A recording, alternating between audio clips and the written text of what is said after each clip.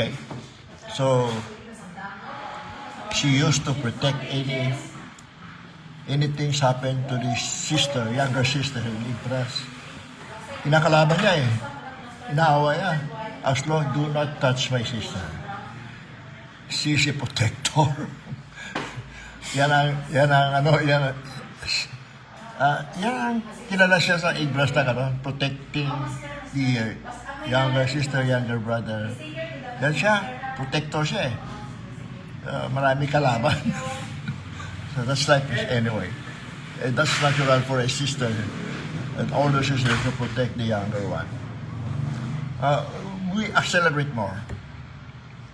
Okay, the marriage of my sister was 1965. That was interesting. It was a traditional ceremony that you cannot find easily anywhere.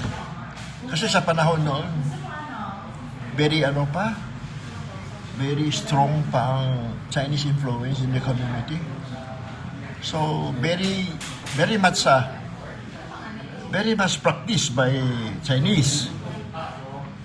At saka mga Chinese doon, talagang protecting their interest in Chinese tradition and custom. So, yun ang practice nila. Wala tayong magawa. Being an overseas Chinese, they wanted to share the Chinese custom and tradition to the native of the Philippines, which later become Chinoy like me. Chinoy. Yeah, no doubt about it. Father Chinese, a mother Filipina, mother from Libras. Well, that ends that. In a way, I like to share you again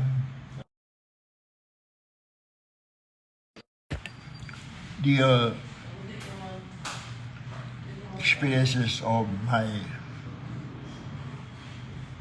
marriage. Why I married? I married in the late 1975. 10 years after my sister's marriage. My sister was married 61 years ago. I should be 51 years ago.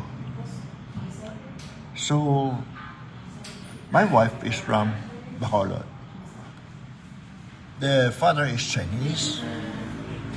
They are from Fujian too. But like us, we are from Fujian, so we speak the same language, we practice the same tradition, the same custom. While my wife came from the Qing family of Qingliang. Qingliang is a village near the capital of Xiamen. We call it Qingliang. They have a very big family there. Almost one village is owned by the Qing family, you know. Like us in Igbaras, if you are letter E, andyan ka sa Igbaras. If you are letter G, andyan ka sa Gimbang. If you are letter T, andyan ka sa, ano tawag doon? Sa lugar ni Gerald de la Torre.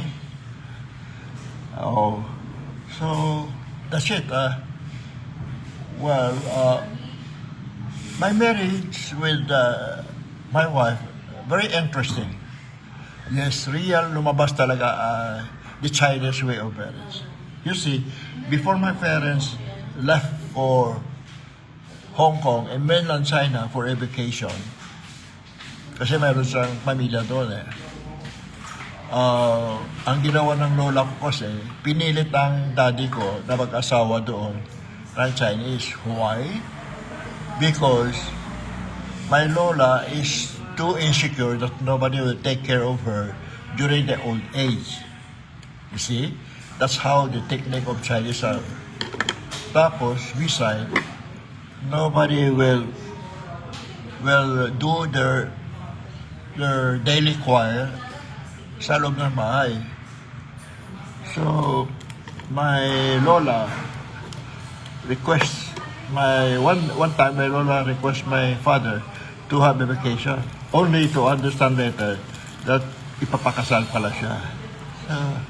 Wala magawa. Napakasal siya. That's how Chinese are doing, no? Now, back to my situation. Would you believe, when my father left, my father instructed me that, if ever I come back, if I can come back from vacation, you prepare marrying your wife, Nenfa.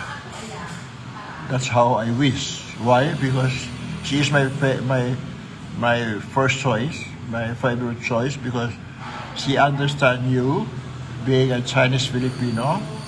She understands the way we live as Chinese Filipino, because my wife has a Chinese blood, and because she knows how to do business.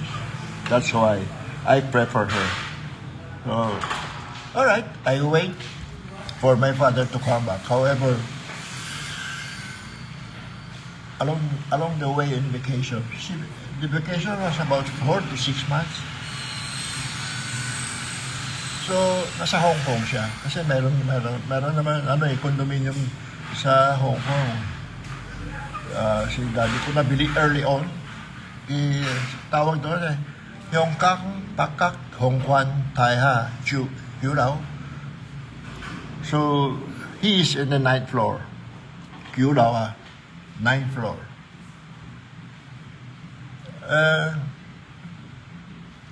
My father